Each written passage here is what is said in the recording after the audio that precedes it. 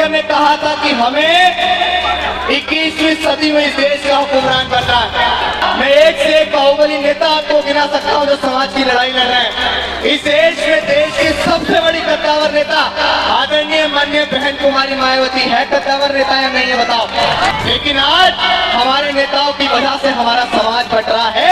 ये बात हमारे नेताओं को हमें समझानी पड़ेगी। और अभिषेक घाटक को तो मायावती ने भेजा है, अभिषेक घाटक को तो चंद्रशेखर आजाद ने भेजा है। आप समाज के बीच आके कहते हो कि समाज एकजुट नहीं है, समाज एकजुट नहीं है, समाज एकजुट नहीं है। समाज आपको कितनी बार एकजुट होकर दिखाएगा? क्या समाज ने माननीय बहन जी को उत्तर प्रदेश का 4 बार मुख्यमंत्री नहीं बनाया? ये वो समाज है जिसने तमाम नेताओं को बड़ी बड़ी लंबी लंबी गाड़ियों के काफिले दिए। आज हमारे बहुत सारे लोग अंधभक्त बने पड़े हैं। मायावती चंद्रशेखर, मायावती चंद्रशेखर। मायावती तो महलों की रानी बन के बैठ गई है। मायावती तो अपने घर में बैठ गई है, समाज को नहीं देख रही है। अगर इतनी बड़ी क्रांति समाज के अंदर लाने वाला नौजवान भाजपा और आरएसएस का एजेंट होता है तो मैं तो कहूंगा कि प्रत्येक नौजवान को भाजपा आरएसएस का एजेंट ही हो जाना चाहिए। लेकिन वर्तमान समय में जब नजर आया कि हमारे समाज के अंदर सबसे बड़ी मांग यही है कि हमारे नेताओं को एकजुट हो जाना चाहिए। आज अगर समाज का बेड़ा गर्क किसी चीज से हो रहा है ना भाई, तो वो नशे से हो रहा है। क्या आपने कभी अभिषेक को देखा है कि वो दारू पीता है? क्या आपने कभी अभिषेक को देखा है कि वो सिगरेट पीता है?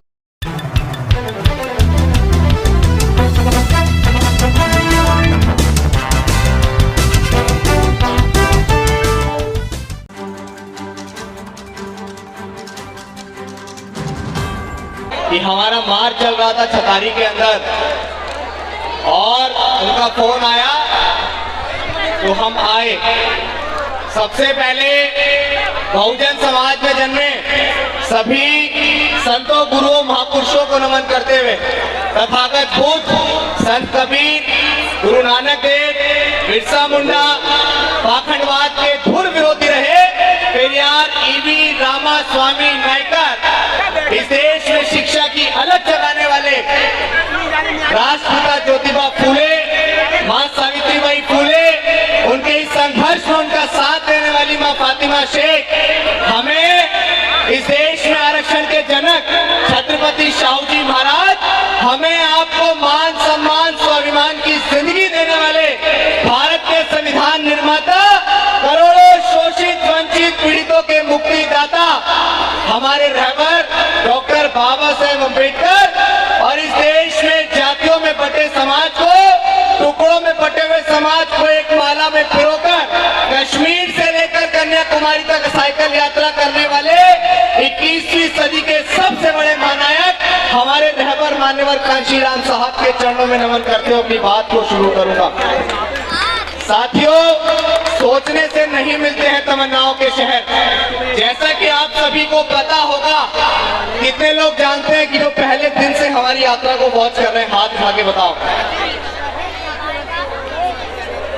बीती 23 जुलाई से बाबा साहेब अम्बेडकर की जन्मस्थली मध्य प्रदेश के महू से हमने एक संकल्प की शुरुआत की जिसका नाम रखा बहुजन जागो मार्च और जिसका उद्देश्य रखा बहुजन नेताओं साथ में आओ, क्योंकि हम बहुत अच्छे से जानते हैं कि बिखरा हुआ समाज कभी शासक नहीं बन सकता है। मैं एक नज्म गा के अपनी बात शुरू करूंगा। लुटाते तेरे खातिर जान तो भी गम नहीं होगा, लुटाते तेरे खातिर जान तो भी गम नहीं होगा, तेरे जैसा कोई अब जख्म का मरहम नहीं होगा।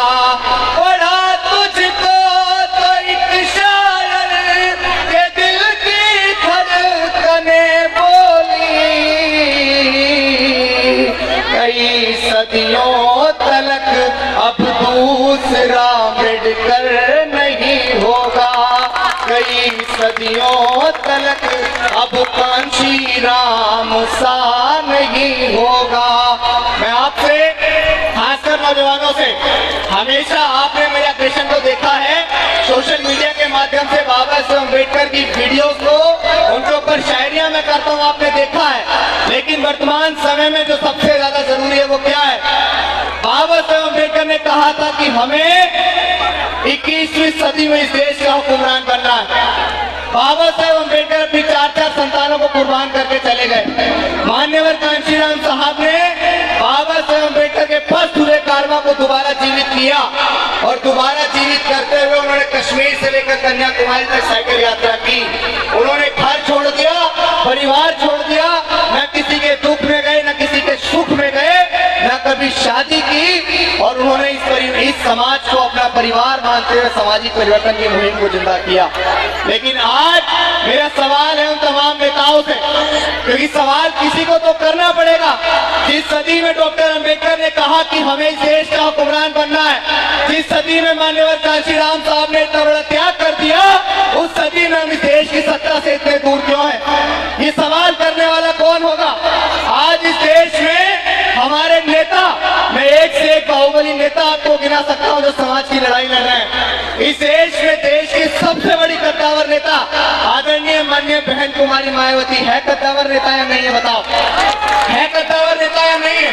मैं कोई राजनीतिक व्यक्ति नहीं हूं, ना मैं किसी पार्टी और संगठन से अपना ताल्लुकात रखता हूं, क्योंकि वर्तमान समय में किसी पार्टी, किसी संगठन की कट्टरता रखने से मुझे पता है कि हम किसी भी मूवमेंट को साकार नहीं कर सकते हैं। क्या एडवोकेट चंद्रशेखर आजाद, उदित राज, वामन मेश्राम, प्रकाश अम्बेडकर, रामदास अठावले, चिराग पासवान, अखिलेश यादव, जयंत चौधरी, अगर हम बहुजन समाज की बात करते हैं तो वो 6743 जातियां जिन्हें हम लोग चमार, वाल्मीकि, कोरी, कुर्मी, पासी, धोबी, धानु, कहीर, गडरिया, गुर्जर, जाट, नाई, यादव, तेली, कुमार, महा, डोम, पटेल और तमाम उन जातियों में जानते हैं जिनके साथ शोषण समान था। लेकिन आज हमारे नेताओं की वजह से हमारा समाज बट रहा है। ये बात हमारे नेताओं को हमें समझानी पड़ेगी। बीते 2.5 महीने से अपने घर को छोड़ के हम लोग महू, इंदौर, देवास, सीहोर, भोपाल, मुरई, ललितपुर, झांसी, डबरा, दतिया, ग्वालियर, मुरैना, धौलपुर, आगरा, हाथरस, अलीगढ़ और उन तमाम जनपदों से होते हुए आज बुलंदशहर जनपद के अंदर हैं और पैदल पैदल चल रहे हैं। क्या धूप में, गर्मी में कोई भी नौजवान हमारे साथ, हमारी टीम भी जो चल रही है, इनको कोई फंडिंग नहीं कर रहा है। बहुत सारे लोग कह रहे हैं कि अभिषेक जाटव को तो चंद्रशेखर आजाद का फ्रंट बना के तैयार किया जा रहा है और अभिषेक जाटव को तो मायावती ने भेजा है, अभिषेक जाटव को तो चंद्रशेखर आजाद ने भेजा है। तो देखो, ये मूवमेंट किसी के पिताजी की पपोती तो है नहीं। ये मूवमेंट किसी के पिताजी की पपोती है क्या? जब हमें नजर आएगा कि हमारे नेताओं की वजह से आज मूवमेंट ध्वस्त हो रहा है, तो हम डंके की चोट पर अपने नेताओं से भी सवाल करेंगे, मन भक्त बनना पसंद नहीं करेंगे। और मैं समाज के अंदर वर्तमान समय के अंदर एक ऐसी क्रांति पैदा करने जा रहा हूं। ये समाज से मिलकर बनेगा। मैं कोई संगठन बनाने नहीं जा रहा हूं, मैं कोई पार्टी बनाने नहीं जा रहा हूं, लेकिन वर्तमान समय में अपने नेताओं की गले की ऐसी हड्डी बनना चाहता हूं कि ना उन पे निगला जाए, ना उन पे निगला जाए, और मैं उनसे सवाल करना चाहता हूं कि हमें इस देश का हुक्मरान बनना है। आप समाज के बीच आके कहते हो कि समाज एकजुट नहीं है, समाज एकजुट नहीं है, समाज एकजुट नहीं है। समाज आपको कितनी बार एकजुट होकर दिखाएगा? क्या समाज ने माननीय बहन जी को उत्तर प्रदेश का 4 बार मुख्यमंत्री नहीं बनाया? बनाया या नहीं बनाया? क्या समाज ने चंद्रशेखर आजाद के एक कहने पे भोपाल को जाम किया या नहीं किया? समाज ने चंद्रशेखर आजाद के एक कहने पे दिल्ली को जाम किया या नहीं किया? क्या समाज ने उदित राज के एक कहने पे दिल्ली के रामलीला मैदान को भरने का काम किया या नहीं किया?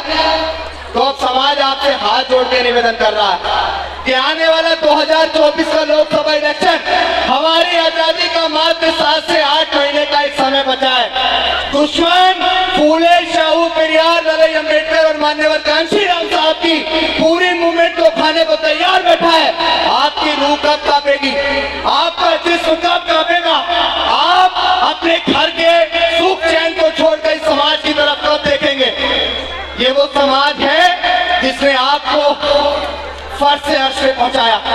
ये वो समाज है जिसने तमाम नेताओं को बड़ी बड़ी लंबी लंबी गाड़ियों के काफिले दिए, लेकिन आज समाज आपसे निवेदन कर रहा है कि समाज के खातिर आप एकजुट हो जाइए। अगर दोबारा इस देश के अंदर वही सामंती सरकार बनती है, अगर दोबारा इस देश के अंदर वही मनवादी सरकार बनती है, तो हमें इस बात की गारंटी देने वाला कौन है कि हमें दोबारा वोट डालने का अधिकार मिल भी पाएगा या नहीं मिल पाएगा? है इस बात की गारंटी? आज हमारे बहुत सारे लोग अंधभक्त बने पड़े हैं। मायावती चंद्रशेखर, मायावती चंद्रशेखर। अगर इससे मूवमेंट कामयाब हो जाएगा मूर्खों, इससे मूवमेंट कामयाब नहीं होगा, इससे दुश्मन जरूर कामयाब हो जाएगा। अगर आप लोग प्रयास करेंगे, अगर आप लोग प्रयास करेंगे तो बहुजन समाज की दो बड़ी शख्सियत, माननीय बहन जी के पास एक बहुत बड़ा अनुभव है, क्योंकि उन्होंने मान्यवर कांशीराम साहब के साथ, बहुत सारे लोग आज कहते हैं कि मायावती तो महलों की रानी बन के बैठ गई है, मायावती तो अपने घर में बैठ गई है, समाज को नहीं देख रही है। तो 20-22 साल की बेटी को घर से बाहर निकालो, तब आपको एहसास होगा कि फरस से महलों तक का सफर कैसा होता है। तब आपको एहसास होगा कि कश्मीर से लेकर कन्याकुमारी तक जब मान्यवर ने साइकिल यात्रा की, तो उस दौर में वो बेटी अपने घर को छोड़ के, परिवार को छोड़ के, IAS बनने के सपने को छोड़ के समाज में उतर गई। तो हमें तो वही गर्व है उस पर। अगर वो महलों की रानी बन के भी बैठ गई तो हमें तो गर्व है, करना नहीं चाहिए। आप सोचिए ना कि बाबा साहब अम्बेडकर के बने संविधान से पहले वही महिला जिसको पति के मर जाने पर सती हो जाना पड़ता था, जिसको पढ़ने लिखने का अधिकार नहीं था, जो जज, कलेक्टर, डॉक्टर, बैरिस्टर, IAS कुछ भी नहीं बन सकती थी, वही महिला आपके प्रदेश की 4 बार मुख्यमंत्री बनी। और जितने लोग आपको घूर के देखते थे, उन तमाम लोगों ने उनके जूते भी साफ किए। तो क्या ऐसा परिवर्तन समाज के अंदर आप लोग देख सकते थे कभी? और आज बहुत सारे लोग कहते हैं कि चंद्रशेखर तो भाजपा का दलाल है, चंद्रशेखर तो RSS का एजेंट है। अगर समाज के अंदर इतने सारे नौजवान को तैयार करने वाला भाजपा का एजेंट होता, अगर समाज के अंदर समाज के मान सम्मान स्वाभिमान के लिए कहीं भी लड़ने की बात हो, तो चंद्रशेखर आजाद सबसे पहले खड़े हो जाते हैं। अगर इतनी बड़ी क्रांति समाज के अंदर लाने वाला नौजवान भाजपा और RSS का एजेंट होता है, तो मैं तो कहूंगा कि प्रत्येक नौजवान को भाजपा RSS का एजेंट ही हो जाना चाहिए। अगर इतनी बड़ी क्रांति आप समाज के अंदर लेके आ सकते हो, तो आपको भाजपा और RSS का एजेंट ही हो जाना चाहिए। लेकिन आज मैं आपसे सिर्फ इतना कहूंगा, भाई हाथ जोड़ के निवेदन है, अपने नेताओं के अंदर कमियां मत ढूंढो यार। दुश्मन तो यही चाहता है ना कि आप अपने नेताओं के अंदर कमियां ढूंढते रहो और दुश्मन मूवमेंट में कामयाब हो जाए। मैंने स्पष्ट ये कहा कि मैं कोई राजनीतिक व्यक्ति नहीं हूं, लेकिन जो बात है वो स्पष्ट कहने वाला आदमी हूं, और वही मैं स्पष्ट कह रहा हूं। मुझे ये दिख रहा है कि आज हमने जब देखा ना, जमीन से उतर के वहां से हम लोग यहाँ तक आ गए। मैं अपने समाज के बीच हूँ, अपने समाज के बीच अपनी बातें नहीं रखूंगा तो कैसे काम चलेगा? मैं आपको सिर्फ एक बात ये बताना चाहता हूँ कि हमने एक बड़े क्राइसिस को देखा है। मैं मध्य प्रदेश से यहाँ तक आ गए, मैंने एक बड़े क्राइसिस को देखा है कि हम लोग आपस में लड़ रहे हैं। और आज आपको मैं नौजवान साथी यहाँ खड़े हुए हैं, आप लोग अभिषेक के ग्लैमर को देखते हैं, आप लोग लंबी लंबी गाड़ियों के काफिले को देखते हैं, आप लोग फोटो खिंचवाने पसंद करते हैं, आप लोग देखते हैं कि हम कभी भी पुलिस से भिड़ जाते हैं, लेकिन अगर उसके पीछे सबसे महत्वपूर्ण कोई चीज है तो वो शिक्षा है। अभिषेक लॉ का स्टूडेंट है, वो पढ़ाई कर रहा है, इसी के बलबूते वो किसी से भी लड़ जाता है, किसी से भी भिड़ जाता है। अगर आपके पास ज्ञान नहीं होगा तो आप कुछ नहीं कर पाओगे। मैं आपसे सवाल करता हूँ, जितने लोग यहाँ मूवमेंट की बात करते हैं, क्या आपने इसने 21वीं सदी के महानायक को तैयार किया? क्या हमने एनिमेशन ऑफ कास्ट को पढ़ा है? कितने लोगों ने पढ़ा जाति के विनाश को? बताओ, बहुत चंद लोगों ने। और आपसे यही कहूंगा कि शिक्षा इतनी महत्वपूर्ण है कि अगर आपके पुरखों की गरीबी को कोई मिटाती है तो वो शिक्षा होती है, आपके मान सम्मान स्वाभिमान को कोई दुगना करती है तो वो शिक्षा होती है, अगर आपके समाज के अंदर कोई बड़ा परिवर्तन लेके आती है तो वो शिक्षा होती है। मेरी माताएं बहनें यहाँ बैठी हुई हैं, आपसे भी बहुत विशेष बात कहना चाहता हूँ। और बड़ी खुशी हुई मुझे कि आज भीम ज्ञान महोत्सव के सिकंदराबाद के अंदर इतना भव्य आयोजन हुआ कि जितनी पुरुषों की संख्या है उतनी महिलाओं की संख्या एक बार जोरदार तालियां के लिए, क्योंकि बाबा साहेब अम्बेडकर ने कहा है कि मैं किसी भी समाज, किसी भी प्रदेश और किसी भी देश की उन्नति वहाँ की रहने वाली महिलाओं की उन्नति से मापता हूँ।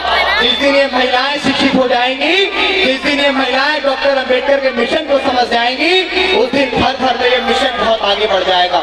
मैं आपसे कहना चाहता हूँ, तमाम लोगों से कहना चाहता हूँ कि जो अपने छोटे छोटे बच्चों को मजदूरी पे भेज देते हैं, 15-16 साल के नौजवानों को मजदूरी पे भेज देते हैं चंद 500 से 600 के लालच के लिए, मैं आपसे कहूंगा कि आप आज 2 निवाले बेशक कम खा लेंगे, लेकिन आने वाले वक्त में अगर आपका बच्चा दरोगा बनेगा, आने वाले कल में बेहतर शिक्षा हासिल करके आपका बच्चा डीएम बनेगा या आपका बच्चा बहुत अच्छी नौकरी करेगा, तो वो आपके साथ साथ आपके गांव का, आपके कस्बे का, आपके शहर का, आपके प्रदेश का नाम रोशन करेगा। इसीलिए शिक्षा बहुत महत्वपूर्ण है। हो इसी तरह हौसले आजमाया करो, मुश्किलें देख कर मुस्कुराया करो, दो निवाले भले कम ही खाया करो, अपने बच्चों को लेकिन पढ़ाया करो, अपने बच्चों को लेकिन पढ़ाया करो। बातें बहुत सारी हो गई और बातें कहनी भी बहुत सारी थी, लेकिन माहौल कुछ अलग नजर आ रहा है, इसीलिए आपसे ज्यादा नहीं कह पाऊंगा। लेकिन इतना जरूर कहूंगा कि नौजवानों ने बहुत साथ दिया है, नौजवानों ने बहुत विश्वास किया है। हमारा मार्च बहुत जल्द दिल्ली के जंतर मंतर पहुंचेगा। हमने कभी भी अपनों का विरोध करना नहीं सीखा है, हमने कभी भी अपनों की टांग खींचनी नहीं सीखी है। हमने हमेशा से प्रयास किया है कि हमारे नेता एकजुट हो जाएं। सोशल मीडिया के माध्यम से आप तमाम लोगों ने हमारी शायरियों को सुना, आप तमाम लोगों ने हमारा साथ दिया, लेकिन वर्तमान समय में जब नजर आया कि हमारे समाज के अंदर सबसे बड़ी मांग यही है कि हमारे नेताओं को एकजुट हो जाना चाहिए, डॉक्टर अम्बेडकर और मान्यवर कांशीराम साहब की विचारधारा की बात करने वाले लोगों को एकजुट हो जाना चाहिए, इसीलिए इस आंदोलन के साथ बाहर निकल गए हैं। आखिरी में वो शायरी, आज बहुत सारे लोग भारत के संविधान को बदलने की बात कर रहे हैं। मैं नाम लूंगा तो आप पहचान जाएंगे कि मैं प्रधानमंत्री के आर्थिक सलाहकार विवेक देबरॉय की बात कर रहा हूँ।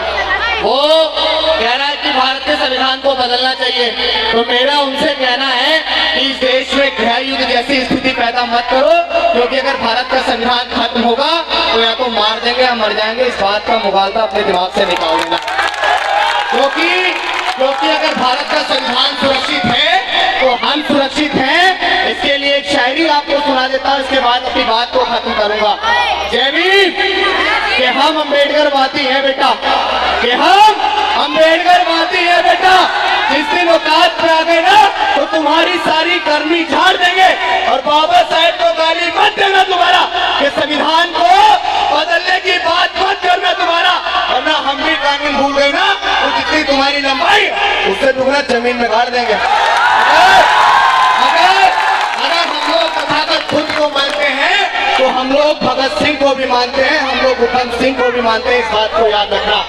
वो अब के सारी हदों से गुजर जाएंगे, वो मत समझना डराने से डर जाएंगे, वो मौत के नाम का खौफ देता है क्यों, मौत जिस रोज आएगी मर जाएंगे, वो मौत जिस रोज आएगी मर जाएंगे। कि मुझको जालिम का तरफदार नहीं लिख सकते, कम से कम वो मुझे लाचार नहीं लिख सकते, और जान हथेली पर लिए जो बोल रहा हूँ सच, उसे इस देश के बिकाऊ अखबार नहीं लिख सकते। बहुत बहुत धन्यवाद। जय भीम, जय भारत, जय संविधान।